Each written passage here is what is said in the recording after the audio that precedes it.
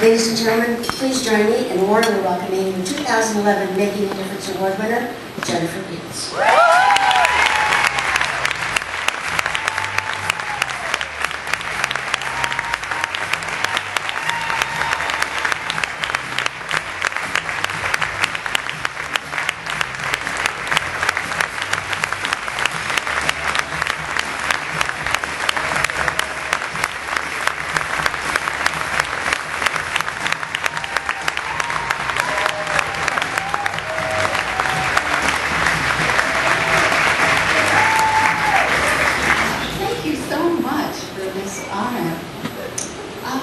I'm here because I love the Matthew Shepard Foundation.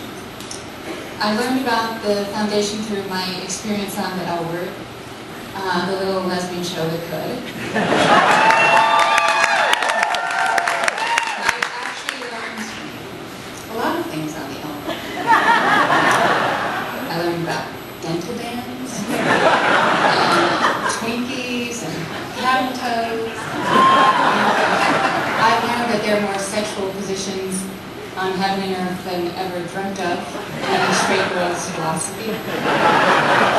Every love scene kind of presented itself like a Rubik's Cube. I remember thinking on set, you want me to put my hand where? Is that even humanly possible from this angle? I feel as if I could have an honorary degree in engineering or physics.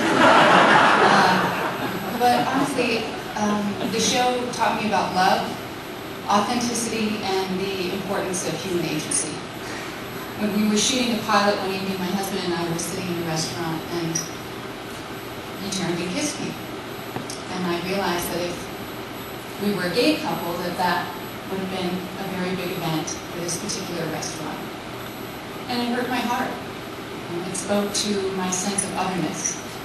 And it awakened in me an awareness of how much courage it takes to live your life authentically. And this is true for anyone, but it is especially true for anyone who is systematically, culturally, and structurally marginalized. And lest anyone think that we've come so far culturally, we have only to look to Southwest Airlines to know that we have so much further to go.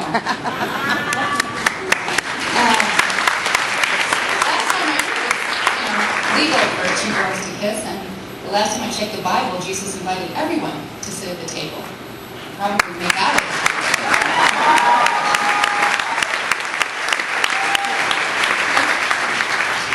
If I'm really going to come clean, though, the L Word taught me how truly wonderful it is to be selfish. I am wildly selfish. The L Word was a great catalyst for charity events, for fundraising.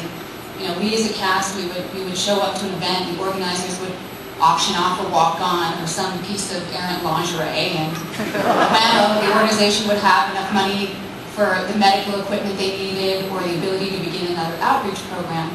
And it was incredibly fulfilling. You know, the fundraising stuff was fun. And then the show ended. And as I normally do at the end of a project that is near and dear to my heart, I created a photo book to commemorate our time together as a cast and crew. It was part bulwark against what I felt like was my rapidly eroding memory, and part celebration of how this disparate group of people had formed a family of sorts. It then dawned on me that the fans of the show might be interested in having the book. You know, maybe the L Word could be that gift that just keeps on giving. And so I made it available online. And when I heard about how truly tiny the Matthew Shepard Foundation's operating budget was, I thought, that's just impossible.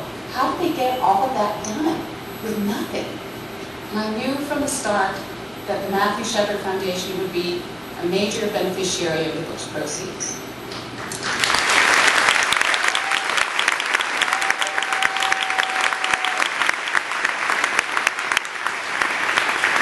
Honestly, I didn't do a lot. I didn't lead a march. I didn't testify to Congress, but I did satisfy a very selfish need to feel good by giving to one of my favorite organizations.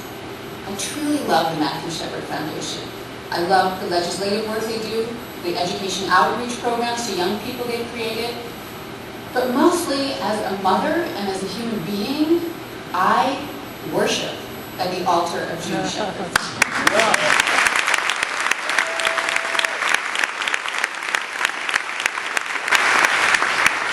At a time when people seem to be so willing to compromise their values in exchange for access, at a time when power seems more important than ideas, at a time when people are gripped with an economic fear that makes them believe they are unable to give, and at a time when so many people cry for violent revenge in reaction to violence, Judy Shepherd is a shining light. She is a Vajrayana peacock. What the hell is a Vajrayana peacock? I remember once reading that the peacock was an important Buddhist symbol. And in the Vajrayana practice, the peacock doesn't represent pride. It represents the ability to turn that which is evil into something good. Because, and this is true, the peacock is the only bird that can eat something that's poisonous to other animals and transform it into something that is good and helpful to its own growth. Judy Shepherd has taken something so personally heinous, so potentially poisonous, and managed somehow to create something that can help transform us all. By example, she has shown us all the transformative power of love.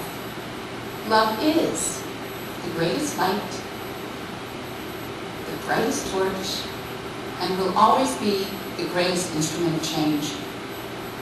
Now, I don't want to make you all feel guilty right now, but I want to encourage everyone tonight to do yourself a favor and give to this amazing organization. And if you're afraid of the big bad recession, then just give a little bit. Even like a tiny bit. Because nothing is too small. This organization really runs on next to nothing. And I'm not kidding. It's really next to nothing. So every little bit is enormously helpful. Now you all have like envelopes on your tables, right? Now when I come to these events, those envelopes are really scary. The pencils are kind of scary. I want y'all just to pick up an envelope. You don't have to even write anything in it, but can you all just touch an envelope? Just touch it. It's not scary. Just touch it and think, even a little amount. The amount of a Starbucks cup of coffee, for example. Even if it just adds up during the night and is very, very helpful to the organization. And if you can't do it with a pure heart, then do it with a really selfish heart. Because giving feels good. It's a form of healing. Not just for you as an individual, but for everyone. Just have to ask the shepherds. So thank you. Grab the pencil.